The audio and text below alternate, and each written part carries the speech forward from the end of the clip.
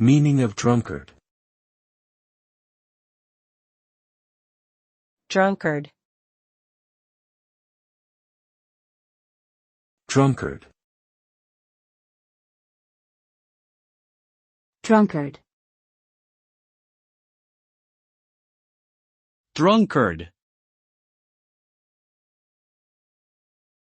A drunkard is someone who drinks alcohol to excess, often to the point of losing control of their behavior and experiencing negative consequences as a result.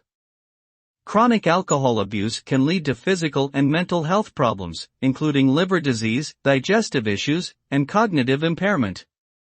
It can also impact relationships, work performance, and overall quality of life.